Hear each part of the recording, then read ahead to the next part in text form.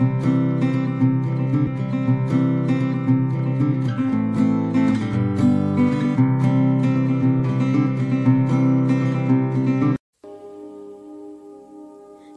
श्रोते हो, मी हर्षदा. खरं तर मानवी जीवनात प्रतीकांना प्रचंड महत्त्व असतं. ही प्रतीकं माणसाचे विचार, भावना आणि त्याचं जगणं प्रदर्शित करत असतात. साधे 2 हातांचे तळवे परस्परांना जोडले की ओंझळ तयार होते. ओंझळीचं काय एवढं असं आपल्याला वाटू शकतं, पण खळाळत्या झऱ्याचं पाणी पिण्यासाठी बालपणी हीच ओंझळ उपयोगी पडते. पावसाचे टप्पोरे थेंब, झाडावरची फुलं झेलायला हीच ओंझळ असते. पुढे माणसामध्ये परिपक्वता आली की या ओंझळीचे अर्थ, आयाम आणि महत्त्व बदलत जातं. विचार, भावना, प्रेम, ज्ञान या सगळ्यांचं आदानप्रदान करण्यासाठी ओंझळ हेच प्रतीक पुढे येतं. नंदिनी भुवड यांच्यासोबत याच ओंझळ नावाच्या प्रतीकाला स्पर्श करणाऱ्या हळूवार कविता आपण ऐकणार आहोत. शब्दस्पंदन या आपल्या विशेष प्रसारणातून. निर्मिती साहित्य उत्सव, संहिता लेखन, दिग्दर्शन आणि सादरीकरण श्रीमती नंदिनी भुवड. तांत्रिक सहाय्य प्रमोद पांढरे, विद्या पाटील. तर ऐकूया शब्दस्पंदन भाग 13. नमस्कार मित्रमैत्रिणींनो, शब्दस्पंदनच्या या भागात आज आपण एका अनोख्या विषयाच्या कविता ऐकणार आहोत. त्या अनोख्या विषयावर बोलणार आहोत. आपले दोन्ही हाताचे तळवे आपण जेव्हा जोडतो तेव्हा आपण नमन, नमस्कार, वंदन केले असे म्हणतो. पण जेव्हा दोन्ही हातांच्या कडा आपण जोडतो त्यावेळी तयार होते ओंझळ. निसर्गाकडे दान मागणारी आणि स्वतःकडचे भरभरून देणारी ओंझळ.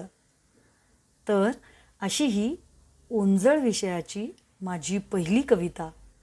कवितेचं शीर्षक आहे बरं असतं. अधूनमधून भेटावं स्वतःला बरं असतं. अधूनमधून भेटावं स्वतःला बरं असतं. वय वाढत जाते नुसते शहाणपण हूलच देत असतं. वय वाढत जाते नुसते शहाणपण हूलच देत असतं. अधूनमधून धरावे बोट बरं असतं. अधूनमधून धरावे बोट बरं असतं.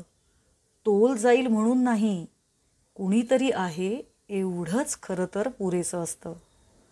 तोल जाईल म्हणून नाही, कुणीतरी आहे एवढंच खरं तर पुरेसं असतं. अधूनमधून करावी ओंझळ पुढे बरं असतं. अधूनमधून करावी ओंझळ पुढे बरं असतं.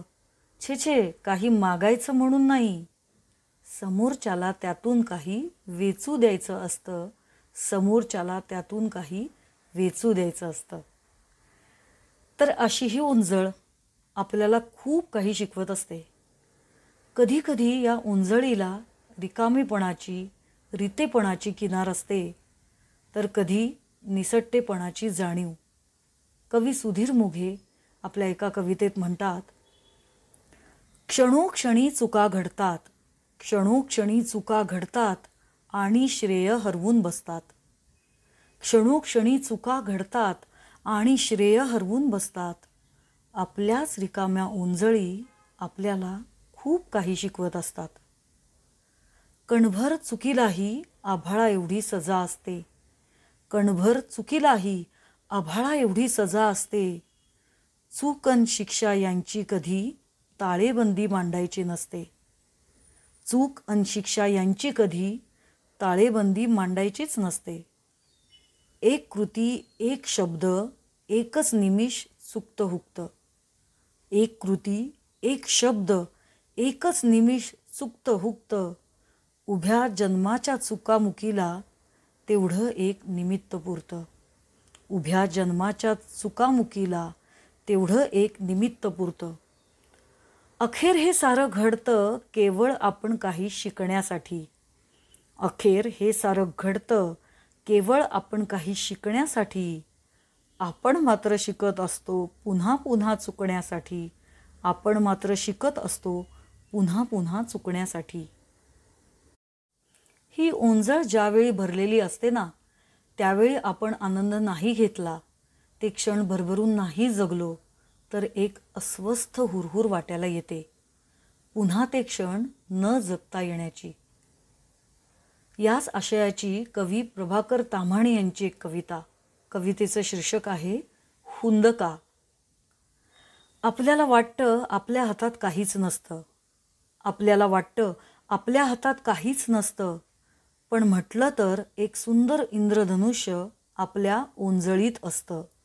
म्हटलं तर एक सुंदर इंद्रधनुष्य आपल्या ओंजळीत असतं. कधी न कधी आयुष्यात येणाऱ्या सप्तरंगी क्षणांचं. कधी न कधी आयुष्यात येणाऱ्या सप्तरंगी क्षणांचं. त्या क्षणाला त्यांचं मोल कळत नाही आपल्याला. त्या क्षणाला त्यांचं मोल कळत नाही आपल्याला. कळलं तरी वळत नाही आपण त्या दिशेला. कळलं तरी वळत नाही आपण त्या दिशेला. मग ते सुंदर सप्तरंगी क्षण हळुवारपणे हळूच निसटतात. मग ते सुंदर सप्तरंगी क्षण हळुवारपणे हळूच निसटतात ओंजळीतल्या पाण्यासारखे. शेवटी राहतात आपल्या हातात फक्त आपलेच हात. शेवटी राहतात आपल्या हातात फक्त आपलेच हात. नुसत्या आठवणींनीच ओलावलेले. नुसत्या आठवणींनीच ओलावलेले. अर्थात असे निसटून जाणारे क्षणच पकडून ठेवता आले पाहिजेत, असा सकारात्मक दृष्टिकोन या ओंजळी संदर्भात देताना कवी गुरु ठाकूर म्हणतात, निसटून चालले काही हातास लागण्याआधी. निसटून चालले काही हातास लागण्याआधी. तरी मना नको निष्कारण लागू चिंतेच्या नादी.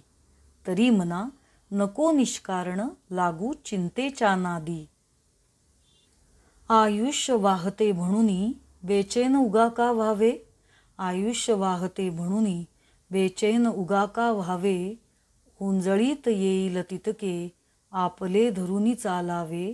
ओंजळीत येईल तितके आपले धरुनी चालावे. अशा प्रकारे सकारात्मकतेने भरलेली ओंजळ जगण्याला अर्थ देते. मंगेश पाडगावकर जेव्हा म्हणतात, पेला अर्धा सरला आहे असं सुद्धा म्हणता येतं. पेला अर्धा भरला आहे असं सुद्धा म्हणता येतं. सरला आहे म्हणायचं की भरला आहे म्हणायचं तुम्हीच ठरवा. सांगा कसं जगायचं. अगदी तसंच जे निसटून गेलं त्यात अडकायचं की इथून पुढे जे भरून घेता येईल त्यात समाधान मानायचं, हे आपल्यावर असतं.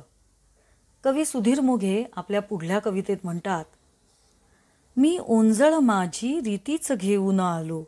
मी ओंजळ माझी रीतीच घेऊन आलो.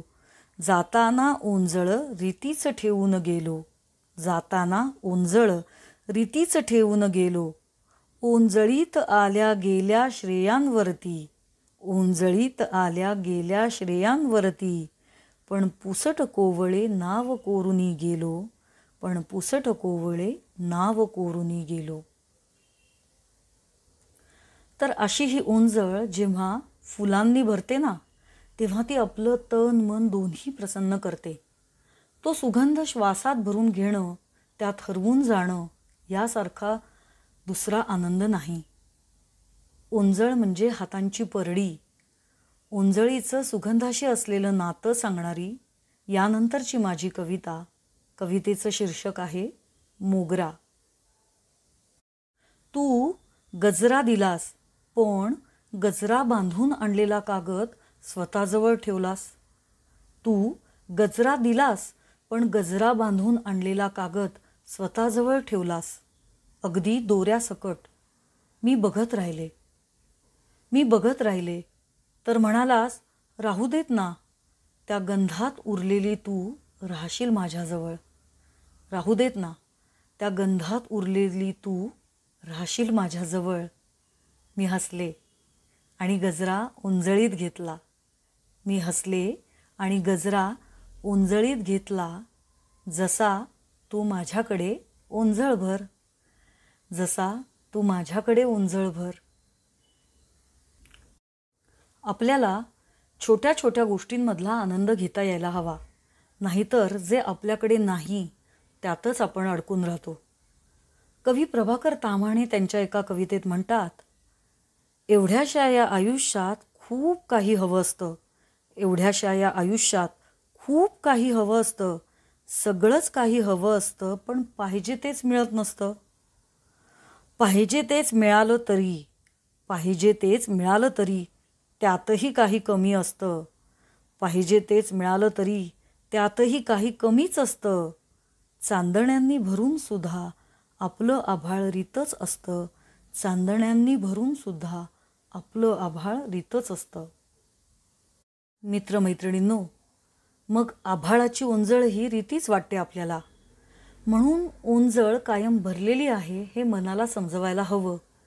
त्यात गंध आहे, आनंद आहे, सुख आहे, समाधान आहे. म्हणून जेव्हा जेव्हा हातांच्या कडा जुळतील, नीट ऐका हा मित्रमैत्रिणींनो, जेव्हा जेव्हा हातांच्या कडा जुळतील त्यावेळी डोळ्यांच्या कडा आनंदाश्रूंनी ओलावल्या तरी चालतील. जेव्हा जेव्हा हातांच्या कडा जुळतील त्यावेळी डोळ्यांच्या कडा आनंदाश्रूंनी ओलावल्या तरी चालतील, पण रितेपणाच्या दुःखाने ओलावायला नकोत.